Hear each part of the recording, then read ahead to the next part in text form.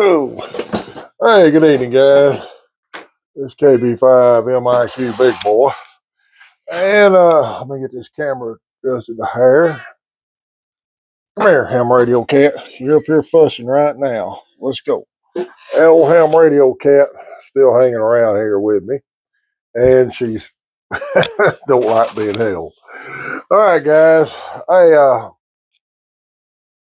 really thank y'all for the amount of views and comments I got on my last video when ARRL called me. I still think that was pretty cool of them to call me and tell me that stuff. And we got up to 1912 subscribers, so we're getting a little closer to that 2,000 sub giveaway.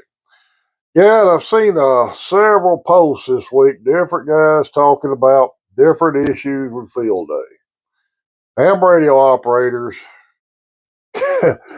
can be the most opinionated guys out there when it comes to anything concerning ham radio.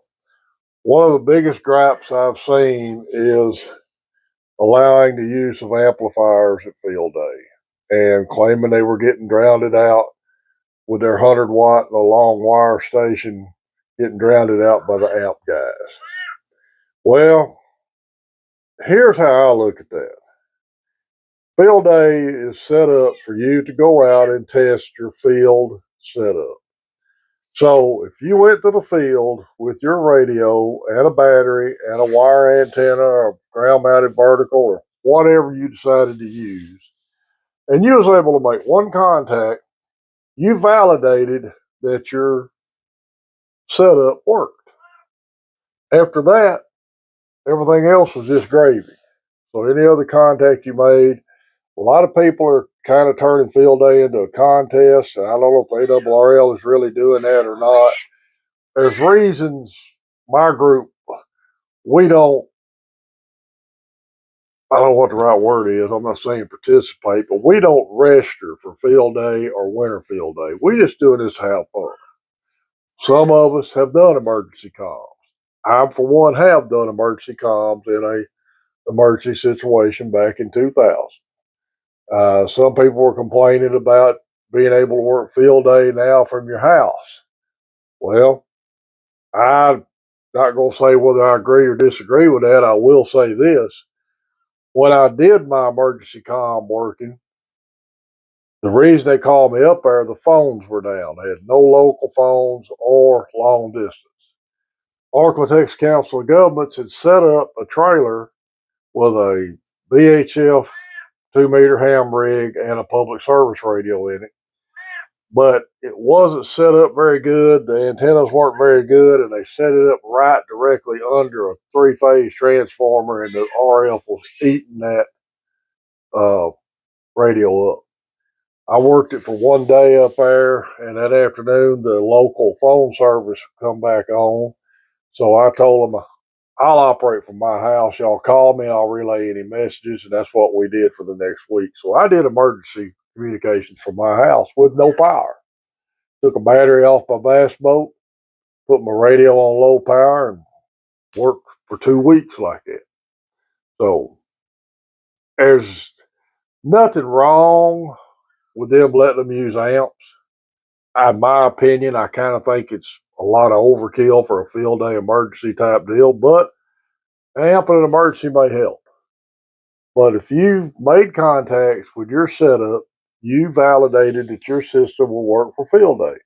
And the rest of it's just a contest. Now, I've said this before, and I've got several videos where I've talked about making contacts with 100 watts and working DX stations and pile-ups. It can be done. It's a little harder to do, but it can be done. But if you want to be the pile-up, turn your power down to 5 watts and start calling CQQRP, then you'll be the pile-up and you'll get to pick out who you want to talk to.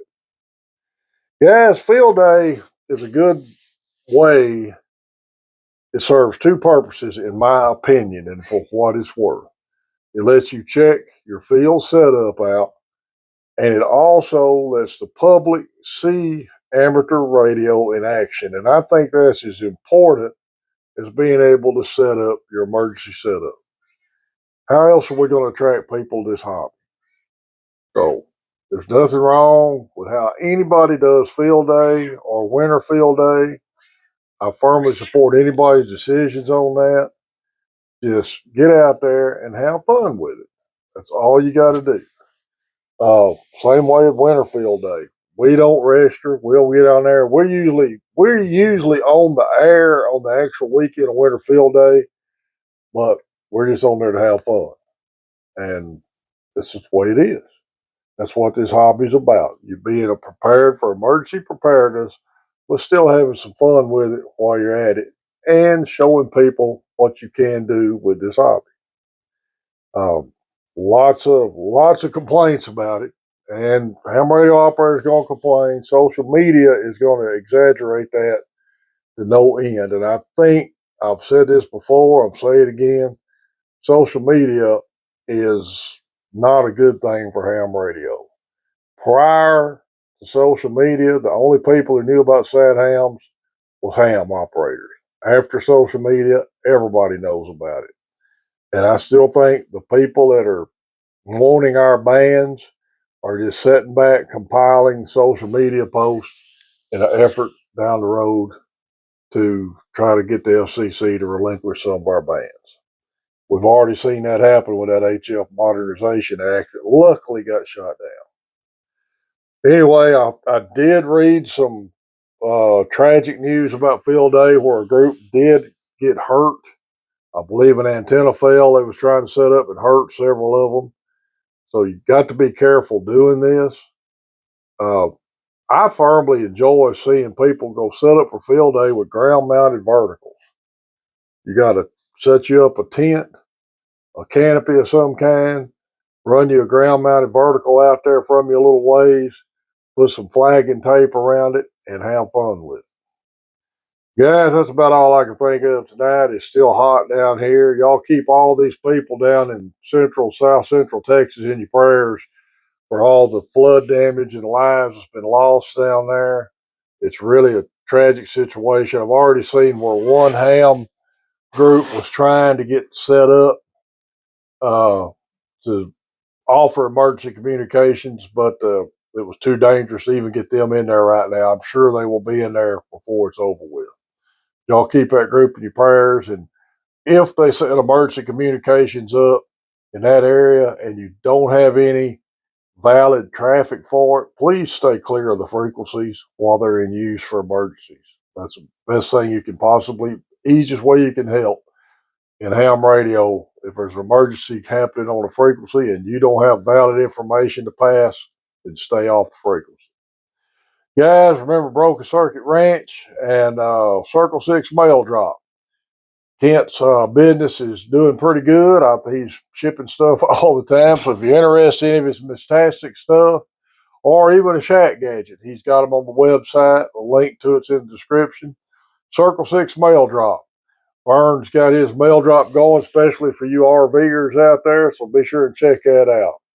Lane Trading Company in Paris, Texas. They have got all kinds of used gear going on and sales going on. So be sure to sign up for Richard's email so you can keep abreast of all his coupon codes and sales they got going. Guys, appreciate everybody subscribed to the channel. And one other thing I will mention is I hate to be one of these hams that YouTubers says like and subscribe. I get a lot of views and I get a fair amount of likes. I think a lot of my views are coming from external, like Facebook views, where people are not actually got a YouTube account. You have to have a YouTube, be signed into YouTube to actually like a video. So if you want to help the channel any at all, set you up a YouTube account. That way, when you like the video, it helps with the algorithm or whatever you pronounce that big word, and helps with the channel. Thanks for everybody who subscribed to the channel and likes listening to me and old ham radio cat. It's KB5 MIQ Big Boy 73.